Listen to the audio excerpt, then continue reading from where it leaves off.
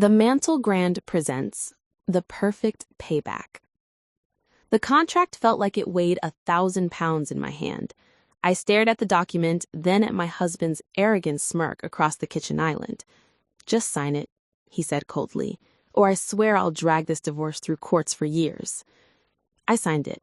I dropped my house keys beside the papers, and I walked out of my own luxury condo without a single glance back. The very next morning, his lawyer called him, absolutely losing it. "Do you have any clue what you just let her get away with?" But let me rewind to where this nightmare actually started. I met Hassan at a fundraising event in downtown Vancouver 7 years ago.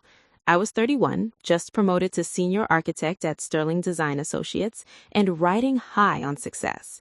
He approached me by the wine bar, devastating smile, custom-fitted suit, going on about his groundbreaking tech company that would revolutionize real estate development. In hindsight, I should have caught the warning signs. The constant bragging about connections, the evasive responses when I questioned his business model, the way he always suggested we split every bill because modern relationships are about equality, even though I discovered later his cards were completely maxed out. But I was vulnerable. I'd sacrificed my entire 20s grinding 80-hour weeks, trading personal life for professional advancement. Hassan made me feel understood. He inquired about my projects. He remembered my favorite Merlot. He'd show up at my office with sushi when I'd work through lunch.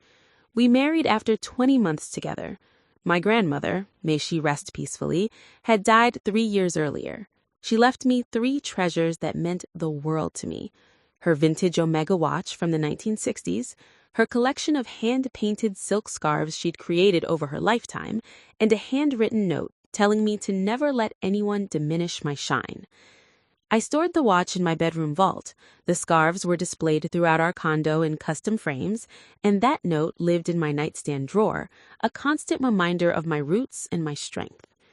The first year of our marriage seemed perfect. Hassan was devoted, encouraging, constantly discussing his next breakthrough venture. I didn't mind financing our lifestyle while he built his empire. Partnerships mean sacrifice, right? Year 2, his startup imploded. Investors bailed. He blamed market conditions, bad timing, his backstabbing co-founder. I comforted him through his tears and promised we'd overcome it together. I quietly paid off $45,000 in debt he'd racked up behind my back.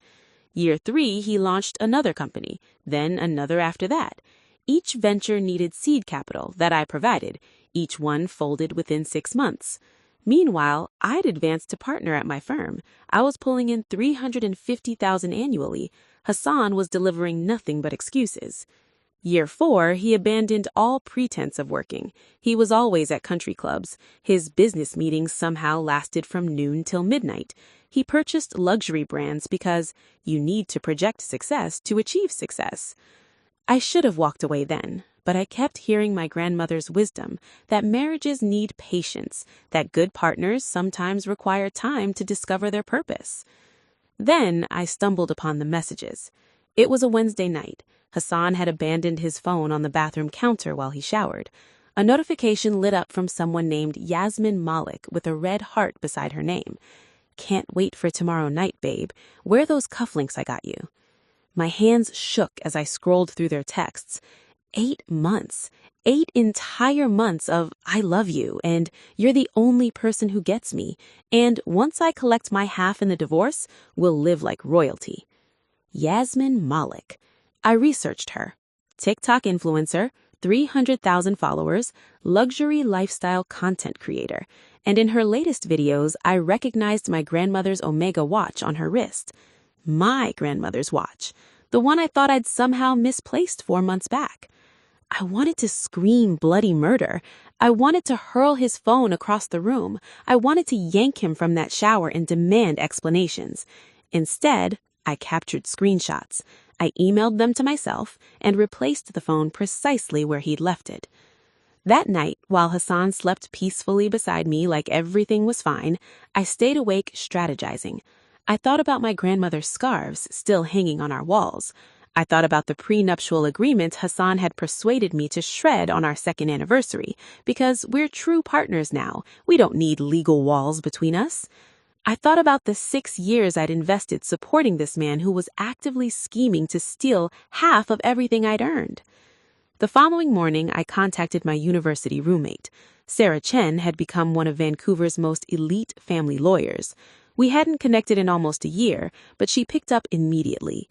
"I need help," I said, "and I need total confidentiality." We met at her downtown office that same afternoon. I revealed everything: the text messages, the bank statements proving Hassan had contributed absolutely nothing financially for 5 years, the prenup he'd convinced me to destroy, the photos of my grandmother's watch on Yasmin's wrist. Sarah leaned back in her leather chair. "Here's the reality, Amara. Without that prenup, he could claim half of everything you owned before marriage if they've been mixed together. But I've practiced family law for 17 years, and I've discovered that the most effective strategy is letting your adversary believe they've already triumphed." "What are you suggesting?" I asked. She grinned. "We're going to let Hassan think he's outplayed you completely, and by the time he realizes what really happened, it'll be far too late." Over the following 8 months, Sarah and I operated in absolute secrecy. I transferred the condo into an irrevocable living trust, registering it as my exclusive property since I'd purchased it 4 years before meeting Hassan using my grandmother's inheritance. The paperwork was concealed in documents Hassan never bothered examining. I reorganized my firm ownership structure, guaranteeing my partnership shares were legally shielded as separate property through multiple technical modifications my partners enthusiastically approved. I meticulously documented every purchase Hassan made on my cards, every failed business I'd funded, every piece of jewelry he'd borrowed to gift someone else. And critically, I installed hidden cameras throughout the condo, disguised as air fresheners. British Columbia has strict recording laws, so I ensured they captured only video footage, but video was more than sufficient. The recordings showed Hassan and Yasmin in my home during my work hours. They showed them rifling through my closet, my jewelry box, my private documents.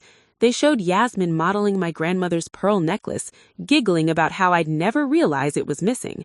They showed them carefully packing up 5 of my grandmother's framed scarves and loading them into Yasmin's Mercedes. The day I discovered those scarves were gone, I almost shattered. I returned home to bare walls where my grandmother's artwork had hung for years. I called Hassan, fighting to keep my voice level. "Have you seen my grandmother's silk scarves, the framed ones in the hallway?" "Oh, those ancient things. I donated them to make space. They were kind of depressing, honestly." Donated. He'd given them to his mistress and called them depressing? My grandmother had spent 40 years creating those scarves. They were perhaps $8,000 to a collector, but to me, they were irreplaceable. They were her artistry, her soul, her love made tangible. I locked myself in the bedroom and sobbed silently for 2 hours. Then I washed my face, fixed my makeup, and stayed the course with our plan. Sarah had drafted a specialized document for Hassan to sign. Superficially, it appeared to be a standard acknowledgement regarding division of minor assets during our trial separation. Buried in the legal terminology was a provision where Hassan would confirm receiving complete and final settlement for any claims to property obtained during our marriage. The challenge was getting him to sign without careful review. Fortunately, Hassan had never reviewed anything carefully in his entire existence. 4 weeks ago, he confronted me with his ultimatums. He'd consulted some bargain attorney who'd apparently convinced him he deserved half of everything. "I want the condo," he declared over dinner, "plus half your partnership equity and monthly spousal maintenance until I'm financially stable." I acted upset. I pretended to break down. I allowed him to think he'd won. "Fine," I eventually said, my voice cracking convincingly. "But you need to sign this acknowledgement of our asset split. My lawyer insists it's purely procedural." Hassan barely skimmed the documents before signing. He was too distracted texting Yasmin about their imminent victory party. Which brings us back to my opening. The document I signed 4 days ago, the one that appeared to surrender the condo. In truth, I was signing a quitclaim deed that carried 0 legal weight because the condo was already secured in my trust. The deed was worthless. But Hassan was clueless. He also didn't know about the document he'd signed, the one confirming he'd received full settlement and waiving all future claims. The morning after my departure, Hassan woke up in what he believed was now his condo. He attempted to brew coffee, but the smart home system rejected his voice commands. I'd revoked his access overnight. He tried contacting building security to bypass the system, but his name wasn't listed on any ownership records. Never had been. The trusts owned the condo. I was the sole beneficiary and trustee. He tried leaving for coffee elsewhere, but his Range Rover wouldn't start. It was titled in my name, purchased with my money, and I'd remotely locked it through the app. He attempted calling an Uber, but his credit cards were connected to my accounts. Every single one declined. He tried calling Yasmin for a ride, but she wasn't available. She was preoccupied with the Vancouver Police Department, who had arrived at her penthouse with a search warrant for stolen property. My security footage had definitively captured Yasmin removing my grandmother's scarves from my home. Sarah had filed a police report the previous day, and the Crown prosecutor was very interested in charging a TikTok influencer with a documented pattern of receiving stolen property from a cheating spouse. They recovered everything at Yasmin's place: my grandmother's Omega watch, her pearl necklace, the diamond bracelet that had belonged to my great aunt, and all 5 scarves still in their original frames, propped against her bedroom wall like trophies. Yasmin was charged with possession of stolen property and conspiracy to commit theft. Her influencer career, built on showcasing designer lifestyles, immediately began collapsing. Luxury brands despise association with accused criminals. Her 300,000 followers witnessed in real time as her carefully constructed image disintegrated. Hassan, meanwhile, received legal papers at the condo that no longer belonged to him. Sarah had filed a civil lawsuit for conversion of property, unjust enrichment, and fraud. We were demanding full market value of every item he'd stolen and gifted to his mistress, plus substantial damages. His discount lawyer examined the documents Hassan had signed over 8 months and reportedly had a complete meltdown. That's when Hassan got the phone call I mentioned initially, his own attorney screaming at him for signing away his rights without reading anything. "She destroyed you," the lawyer allegedly said. "Every single document you signed was engineered to trap you. You have zero claim to the condo, zero claim to her business, and now you're personally liable for theft and fraud. How could you be this stupid?" Hassan called me 19 times that day. I ignored every call. Instead, I relaxed in a suite at the Fairmont with champagne, watching the Vancouver skyline through floor-to-ceiling windows. Sarah updated me every few hours. Police had recovered all my grandmother's belongings. Yasmin had posted bail but faced serious criminal charges. Hassan's civil case would financially destroy him for years, and he had almost nothing to begin with. "There's something else," Sarah mentioned. "His attorney is attempting to nullify the documents Hassan signed, claiming coercion or fraud on your part." I laughed out loud. Good luck with that strategy. Every document was witnessed, notarized, and reviewed by independent legal counsel. Hassan chose not to read them. That's his problem, not mine. "Exactly," she confirmed. "Their motion will be rejected. You're walking away with everything you owned before him, plus damages, plus the satisfaction of watching him explain to a judge why he gave his wife's family heirlooms to his mistress." The divorce finalized 8 weeks later. Hassan received nothing, actually less than nothing, because the court ordered him to pay restitution for items he'd stolen and distributed over the years: the vintage cufflinks for my grandfather, first edition books from my father's library, small treasures he'd taken, assuming I wouldn't notice or wouldn't care. Yasmin pleaded guilty to reduced charges and received probation, plus 200 hours community service. She had to return everything she'd received from Hassan and post a public apology video. Her influencer career never recovered. Last I heard, she was working retail at a mall makeup counter, quite different from the luxury lifestyle she'd flaunted online. Hassan moved back to his parents' basement in Surrey. No condo, no Range Rover, no designer wardrobe. Just a man approaching 46 with no career, no savings, and a reputation that would haunt every background check for the rest of his life. Some people might consider me ruthless, that I should have just divorced him and moved forward, accepted my losses, and started fresh. But those people haven't held their dying grandmother's hand and vowed to protect her legacy. They haven't watched a stranger flaunt their family jewelry on social media. They haven't heard their husband dismiss priceless family artwork as depressing. I wasn't ruthless. I was meticulous. Last week, I rehung my grandmother's scarves in the condo. I placed her Omega watch back in my bedroom vault beside her notes that I still read whenever I need courage. I sat in my living room, surrounded by everything she'd given me, and finally allowed myself to feel the grief I'd suppressed for months. I cried for the marriage I'd imagined I had. I cried for the years I'd wasted on someone completely unworthy. I cried for my grandmother, who would have seen through Hassan instantly if she'd been alive to meet him. Then I dried my tears, poured myself wine, and raised a toast to the empty room, to fresh starts, and to never letting anyone diminish my shine. The condo was peaceful, the city lights sparkled below, and for the first time in 7 years, I felt authentically myself again. My grandmother always taught me that truth eventually surfaces, that liars and cheaters ultimately face consequences.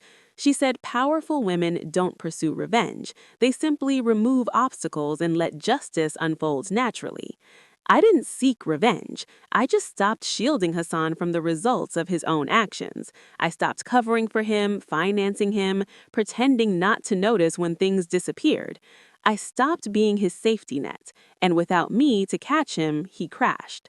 Sometimes I wonder if I could have handled things differently. If I'd confronted him about Yasmin the day I found those messages, would things have ended better? Would we have had genuine dialogue about what destroyed our marriage? But then I remember how he laughed with her about stealing from me, how he called my grandmother's scarves depressing, how he plotted to take half of everything I'd built while contributing nothing but deception for 6 years. No, there was no honest conversation possible with Hassan. There was only extraction, like removing cancer before it spreads. Sarah and I still meet for lunch monthly. She's evolved beyond just my attorney. She's proof that the women we befriend in our 20s, while we're all struggling and dreaming, sometimes become the people who rescue us in our 40s. You know the best part, Sarah said at our latest lunch? His own attorney essentially called him a complete idiot in court, said he'd never witnessed a client so thoroughly outmaneuvered by their spouse. The judge actually laughed out loud. I smiled at that, not from enjoying Hassan's humiliation, but because it confirmed what I'd always known. I wasn't the naive wife he'd assumed I was. I was the woman who'd built a career, earned partnership, and purchased a luxury condo before ever meeting him. I was my grandmother's granddaughter, and we don't shatter easily. If you're reading this and recognizing pieces of your own experience in mine, I want you to understand something. Document absolutely everything. Find an exceptional attorney and never let anyone make you feel guilty for wanting to keep what's rightfully yours. My husband believed he was the cleverest person around. He thought a charming smile and empty promises would suffice to take everything I'd worked for before ever meeting him. He was completely wrong. And now, every morning I wake up in my condo, make my coffee in my smart kitchen that only recognizes my voice, and admire my grandmother's scarves on walls that belong solely to me. That's not revenge. That's justice. If you've read this far, leave a comment and tell me what you would have done in my position. Would you have confronted Hassan immediately? Would you have simply walked away and let him take whatever he wanted? And if you've experienced something similar, I want you to know you're not alone. There are more of us than you might imagine. Women who loved too deeply, trusted too readily, and had to learn painfully that some people don't deserve our devotion. But here's what I've discovered. The same strength that makes us loyal to wrong people can also make us unstoppable when we finally redirect it towards ourselves. My grandmother knew that truth. She raised me to know it too. And now, finally, I'm living it. Thank you for experiencing my story. This is Amara signing off from Vancouver for the Monsell Grand, where the rain has cleared and sunlight is streaming through my windows, illuminating the scarves that have returned home where they belong.